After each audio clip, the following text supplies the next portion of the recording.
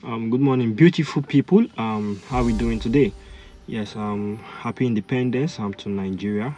Um, Once again, congratulations to Nigeria for attaining their 63rd Independence Day celebration. It's actually not an easy feat. Celebrating 63 years of independence.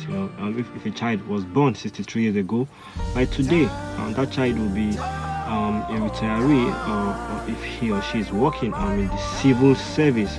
Yes. So Nigeria has actually stayed a while, and can we really say the country has been productive? Can we really say the country has been successful? And those are questions for another day. In this video, I will be highlighting some critical points that was raised by the president as regards his plans going forward since the removal of the fuel subsidy. Yes, it's customary with Nigeria. Every Independence Day celebration, the president comes up and gives a speech, renewed hope as to what he intends to do for the nation, and to celebrate with the masses on our independence. So we'll be looking at the 5 key points that were raised by the president. Okay, so if you're not following this page, please do us a favor by following this page, and also like and comment on your opinion as to what you think about these points, and also share so that others will likely also see the video. Okay, now let's go into what the president said during this. Number one, he said 25% additional wage for low grade workers. The president pledged to increase the salaries of low grade workers for the next 6 months with an increase 25,000 naira. He said, based on our talks with labor, business and other stakeholders, we are introducing a provisional wage increment to enhance the federal minimum wage without causing undue inflation. For the next 6 months, the average low grade worker shall receive an additional 25,000 naira per month. Now, this point was not clearly stated, because he said an average low grade worker. There was no grade level there, so we don't know who is qualified to actually get this 25,000 naira increment on their pay. That means those who are senior civil servants don't have access to that money, even with the fact that the subsidy is actually biting on everybody, whether the high income civil servants or the low income civil servants.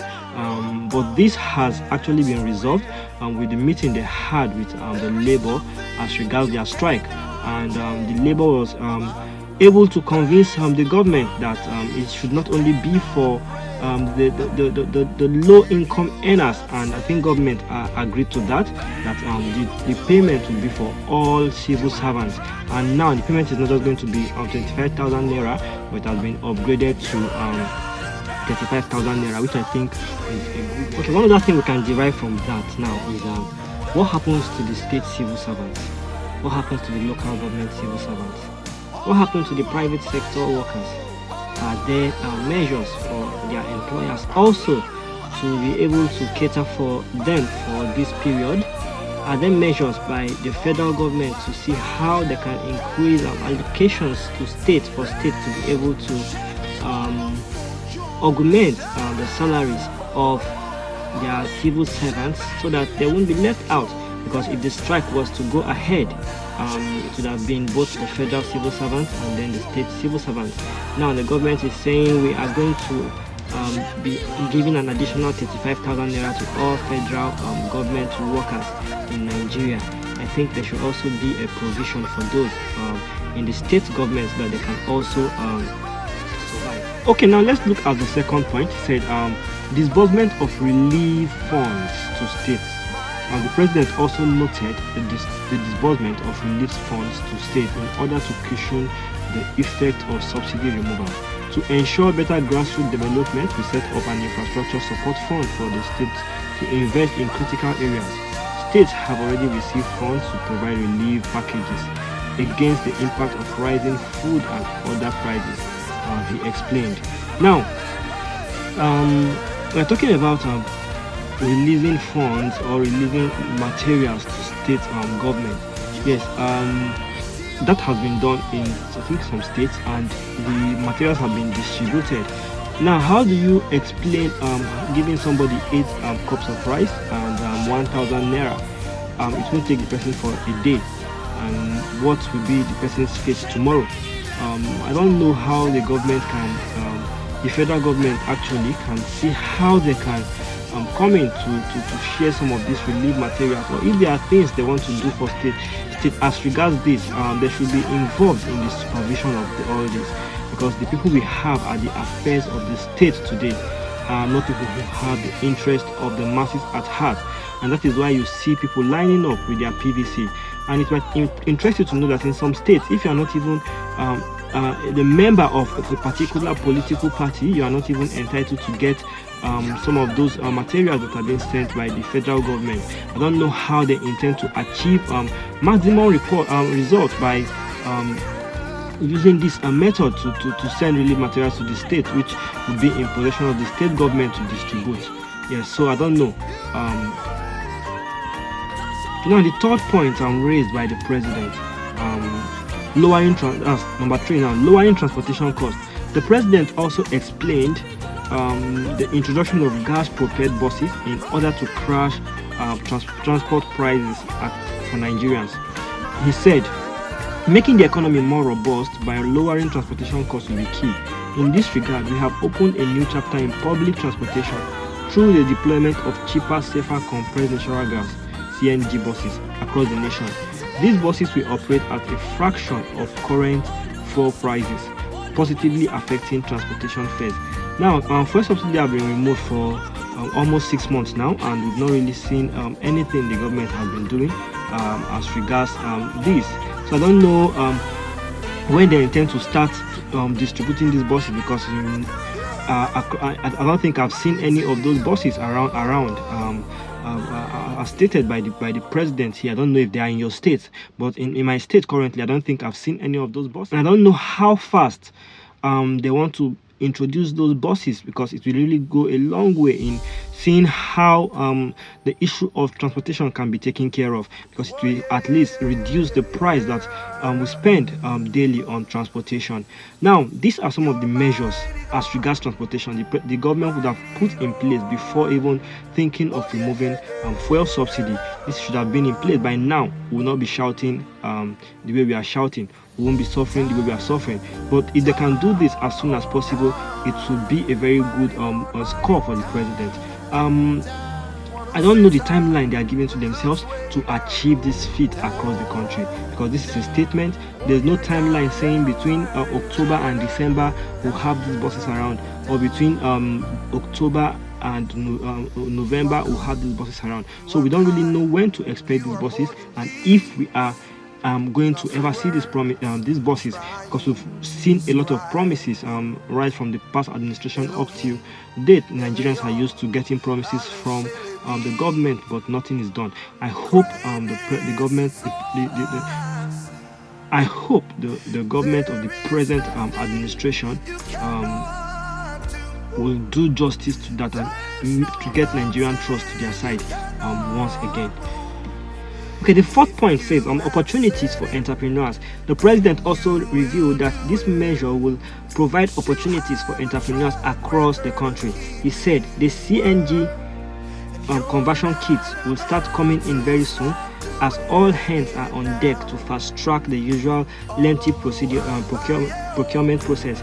We are also setting up training facilities and workshops across the nation to train and provide new opportunities for transport operators and entrepreneurs. I don't really have much to say about that, but I think they said they are currently working on that, and very soon we will start seeing results as regards that. So the fifth point said CBN house cleaning.